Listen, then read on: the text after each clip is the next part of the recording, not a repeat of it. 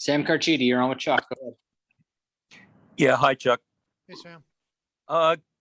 You signed Jones for $2 million, which is the same that Holtby got with Dallas. What did you like about Jones over Holtby? You know, it was a really fast-moving market, Sam. There was a lot of teams looking for goaltenders, so you know you look at as many situations as you can and find as many situations where the player has the same interest in you that you have in him, and you make quick decisions. But you know, Martin Jones is a guy that has played really well in this league for a long time. The last couple of seasons in San Jose, I think, haven't gone as well as he hoped or the team had hoped. But he has over 60 games of playoff experience. Again, won 30 games in this league multiple times.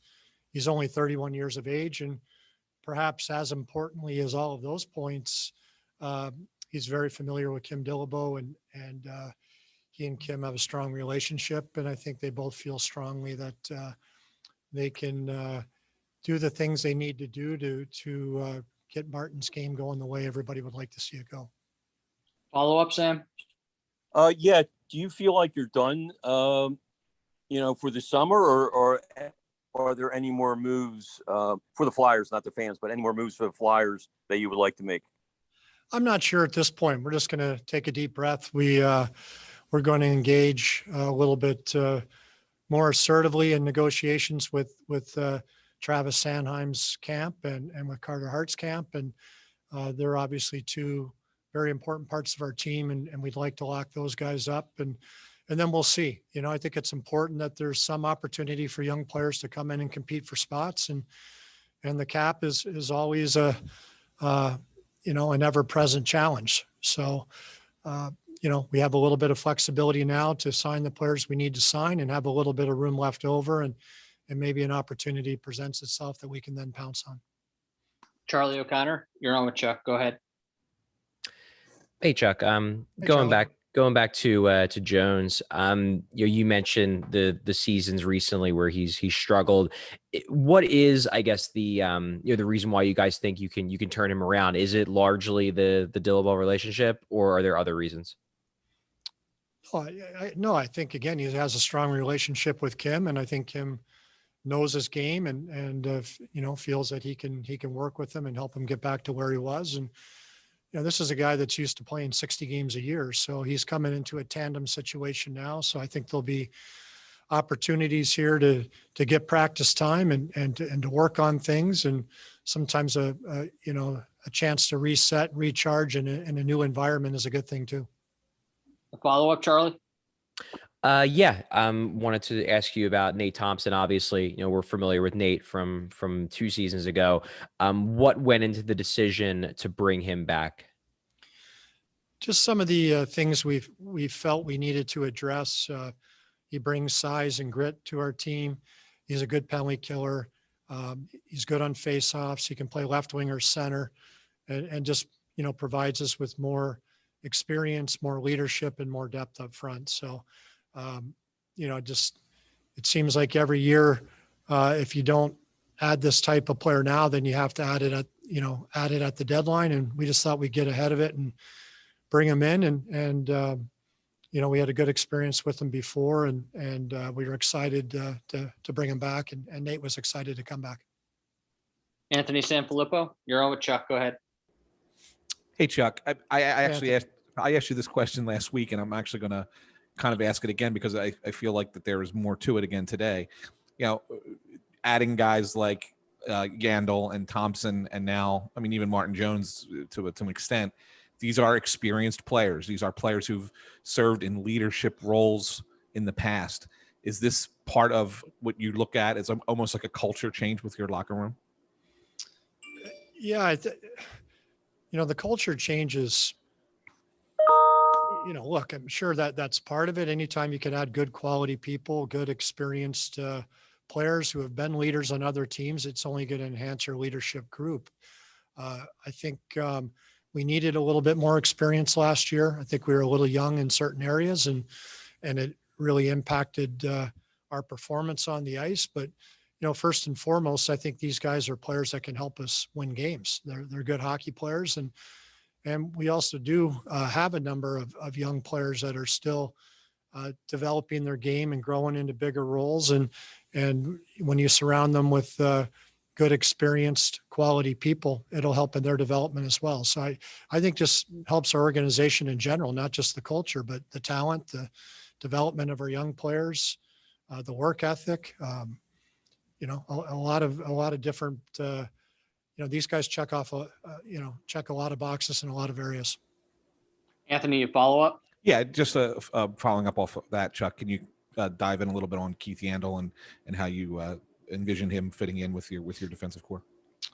Yeah, I think Keith perfectly complements our existing decor.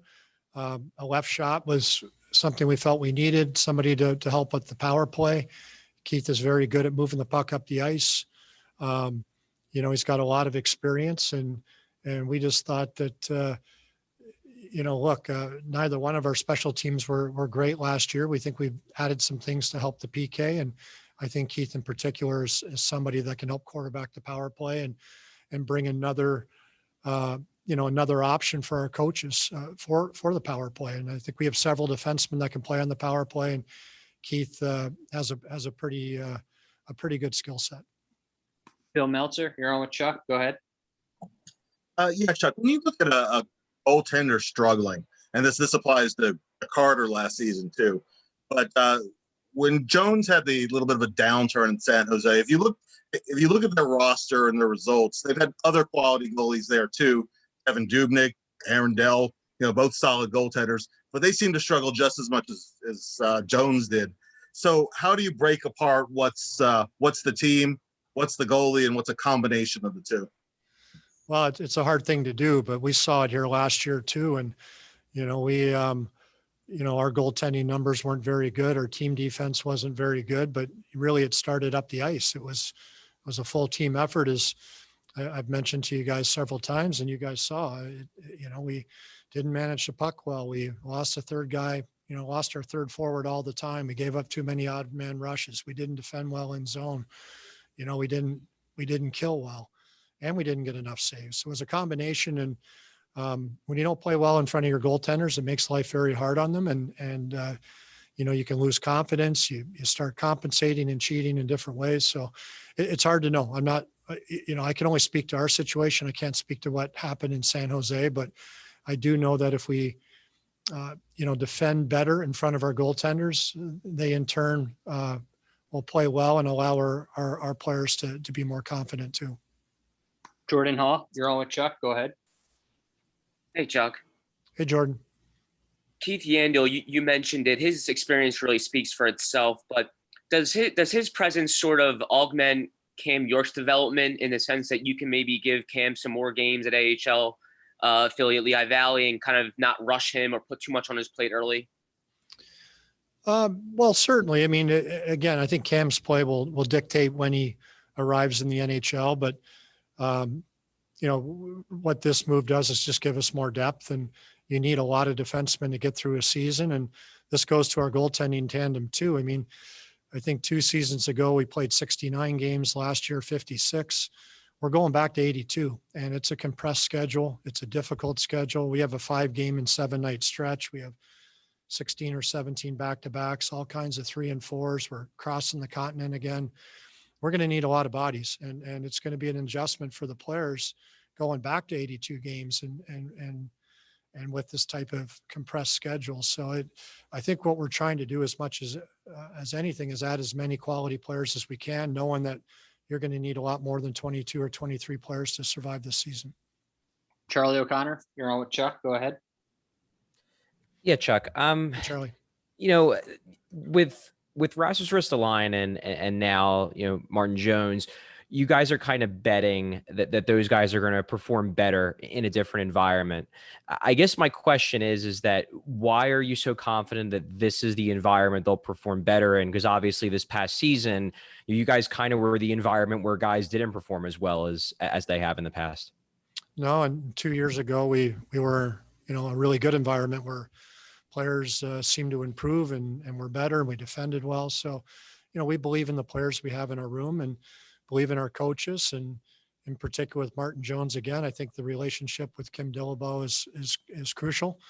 And I think coming into a situation where, you have Carter Hart here as well. We have two quality goalies that can help each other, that can push each other. We have a very good tandem. So I think, we believe in our group, and, time will tell, but, we think these are quality bets to make. John Wowrow, you're on with Chuck. Go ahead. Hey, Chuck, John Worrell with the Associated Press.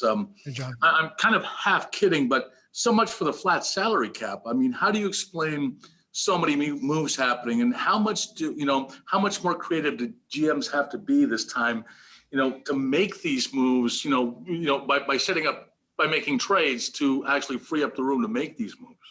Yeah, we're seeing more and more trades where teams are attaching assets to players to move the money, or taking back dead cap space, and you need somebody that's pretty sharp with numbers and understanding the cap to make all this work. But yeah, it seems like there's been a lot of activity today. I haven't fully wrapped my arms around everything because we've been pretty busy. But there's no question. There's a lot of teams that think they have a chance to win. A lot of teams are making bold moves to try to get better, and that speaks to the parity of the league and to everyone's belief that if you can add a piece or two, you can be right there. And there's always optimism this time of the year. That's what makes it so much fun. And but it's a tough league. Anthony Sanfilippo, you're on with Chuck. Go ahead. Yeah, Chuck, just going back to the goalie tandem again, I know things will change obviously as the year progresses. But in today's game, it almost seems, and you talked about the compressed schedule a little bit, it almost seems like you don't have a goalie who can play, you don't want a goalie playing 60, 65 games anymore. Do you have, like in your mind, an idea of how you would like these guys to kind of share the time or split the time? I don't. That'll be up to Kim and Elaine to get together and figure out what makes sense. And obviously how the players' performance and health will come into that. But I don't know if it's possible to play 60 games for a goaltender to play 60 games this year. Again, I'm not sure if it's 16 or 17 back-to-backs. Our schedule changed a little bit at the end, but it's 5 games and 7 nights and 3 time zones. I think we have at one stretch. So obviously one guy's playing 3 and one guy's playing 2 there. So it's the nature of it. I'm sure when we get to the 22-23 season, without an Olympic break, the schedule may have a little bit more, have a few more breaks in it, maybe spread out a little bit better, but this year's going to be a tough schedule. And again, it'll be the first time in 3 years that we've played 82 games. We'll do 2 more questions. Jordan Hall, you're on with Chuck. Go ahead. Hey, Chuck. Hey, Jordan. Kevin Hayes obviously knows Keith Yandle very well, and Justin Braun obviously played with Martin Jones a lot in San Jose. Just curious, did you reach out to those guys to get more insight on those players, or was this just more of a decision on the front office's part?